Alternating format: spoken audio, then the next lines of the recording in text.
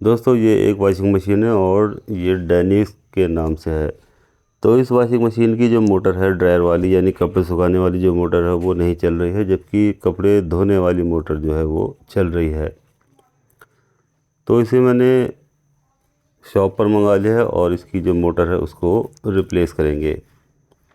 तो देखिए ये डेनिस के नाम से मोटर है जिसका ये नंबर हो जाता है।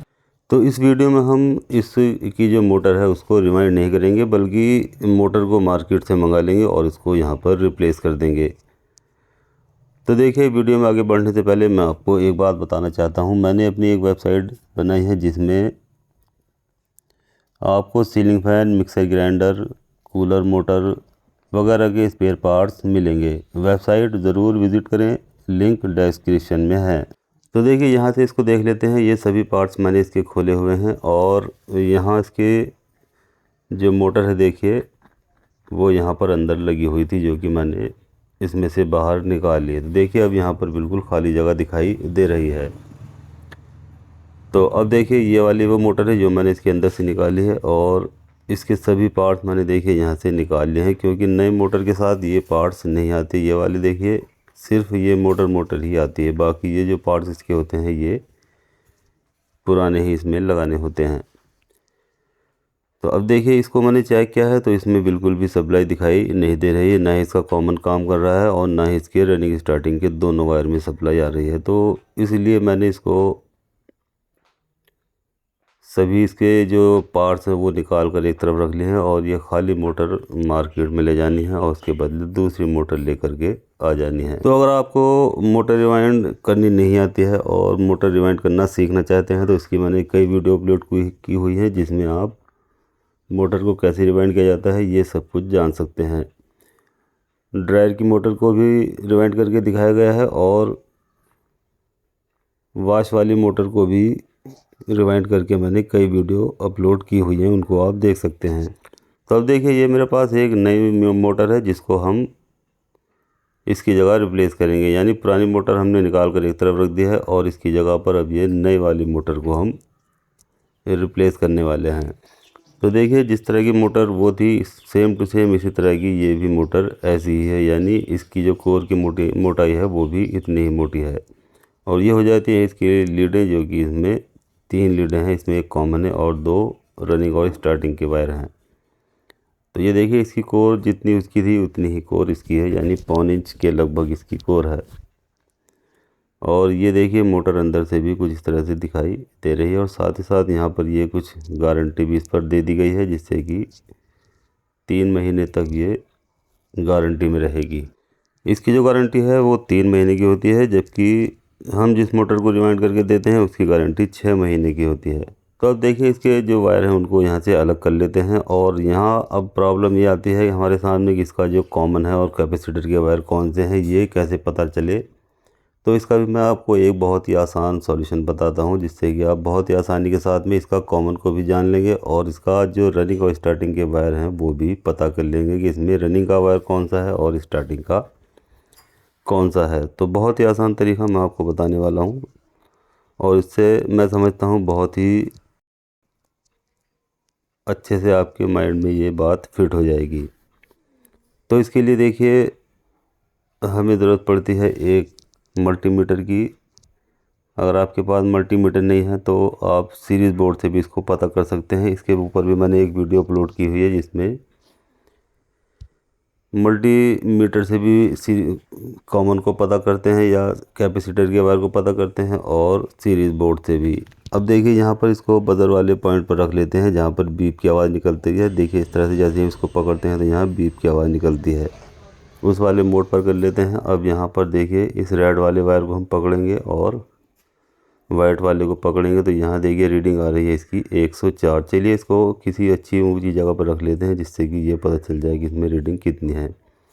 अब देखिए रेड और वाइट में रीडिंग आ रही है 104 के लगभग और वाइट और ब्लू में रीडिंग आ रही है देखिए 94। अब रेड और ब्लू को करेंगे देखिए चेक तो यहाँ 197 रीडिंग आ रही है। इसका मतलब जहाँ पर ज़्यादा रीडिंग आती है वो ही दोनों वायर कैपेसिटर के होते हैं देखिए। और ये जो वाइट कलर का वायर है ये इसका कॉमन है। अब इसमें रनिंग वाला वायर कौन सा है देखिए ये भी पता कर लेते हैं। तो देखिए वाइट वाला का हमें पता लग गया है, तो ये कॉमन है। तो यहाँ पर रेड और ब्लैक ब्लू पर हम चेक करेंगे। तो देखिए इसमें रेड में आ रही है 104 रीडिंग और ब्लू में आ रही है देखिए 94 रीडिंग। तो यही इसका रनिंग वाला वायर है। जिसमें कम रीडिंग आती है वो रनिंग वाला वायर होता है। तो देखिए इस तरह से हमने इसके कॉमन का भी पता कर लिया है और इसका रनिंग वाला वायर कौन सा है ये भी पता कर लिया है। तो देखिए इसमें ब्लू इसका रनिंग वाला वायर है और वाइट वाला कॉमन है और जो रेड वाला वायर है वो स्टार्टिंग वाला वायर है। तो हमें जो सप्लाई देनी है वो वाइट वाले पर और ब्लू वाले पर देनी है, जिससे कि इसके जो राउंड है वो एंटी क्लॉकवाइज आ जाएंगे। तो ये बात ध्यान रखने वाली है, इसके जो राउंड होते हैं वे उल्टे होते हैं, यानी एंटी क्लॉकवाइज ये मोटर चलती है। इस मोटर को आप जब भी घुमाएंगे तो उसको उल्टी तरफ को ही घुमाना है। अब देखिए इसके जो पार्ट्स हैं उनको हम फिट करेंगे। तो यहाँ सबसे पहले हम इसके लिए एक पीवीसी पेपर लेंगे देखिए इस तरह से, और इसको चकोर कटिंग कर लेंगे और इसको यहाँ पर रख लेंगे देखिए इस तरह से, जिससे कि इसके अंदर अगर सील मान लीजिए इसकी सील कट जाएगी तो यहाँ पर इसके अंदर पानी बिल्कुल भी नहीं जाएगा, यानी सील कटने के बाद भी यहाँ पानी जाने वाला नहीं है। इसलिए हम इस पेपर को यहाँ पर लगा लेंगे। अब देखिए तीन इसके होल होते हैं, तीनों होल यहाँ पर इस पेपर में हम कर लेंगे। उसके बाद इसकी जो ये प्लेट है देखिए ये इसको इस तरह से रखेंगे। अब देखिए इसकी जो साइड होती है वो कुछ इस तरह से रखते हैं, जहाँ पर इसके जो ये कनेक्शन वाले जो वायर है ये बिल्कुल यहाँ पर सामने आने चाहिए। अभी मैं आपको दिखाऊंगा। देखिए इसकी कहाँ पर होनी चाहिए, देखिए ये यहाँ पर होने चाहिए। देखिए ये इसके वायर है नीचे और ये सामने इसके प्लेट है जहाँ पर स्प्रिंग लगा हुआ है, ये इस तरह से आना चाहिए। तो ये देखिए तीनों स्क्रू इसके इस तरह से लगा लेंगे और ये वाली जो स्प्रिंग है देखिए वो यहाँ आना चाहिए, इस जगह पर लीड के बिल्कुल नीचे। तो देखिए एक होल इसका यहाँ पर भी होता है और यहाँ पर भी हमें एक स्क्रू इसमें लगाना होता है देखिए इस तरह से। तो इसमें 3 स्क्रू होते हैं और तीनों स्क्रू हमें यहाँ पर लगाकर अच्छे से इनको टाइट कर देना है। तो देखिए तीनों स्क्रू इसके अच्छे से बारी बारी से टाइट कर देंगे, जिससे कि ये प्लेट यहाँ पर फिक्स हो जाएगी। तो देखिए यहाँ पर इसके तीनों स्क्रूज टाइट हो चुके हैं। अब यहाँ कितना भी पानी गिर जाए मोटर के अंदर पानी जाने वाला नहीं है। ये इसका सेफ्टी कवर हो चुका है और सील कटने के बाद भी यहाँ पर अब पानी नहीं जाएगा। अब देखिए यहाँ पर भी हमें एक रबड़ लगा लेनी है देखिए, जिससे कि जहाँ पर ये हमने कटिंग की है इस पेपर की इसमें पानी नहीं जाएगा। तो देखिए इस तरह की एक रबड़ भी मेरे पास होती है देखिए ये वाली, इसको यहाँ पर लगा देंगे। तो अब यहाँ इसकी जो ये जगह है यहाँ पर भी ये पानी नहीं जाएगा देखिए इस तरह से। तो अब ये बिल्कुल सील हो चुकी है, अब यहाँ पानी बिल्कुल भी गिरने वाला नहीं है।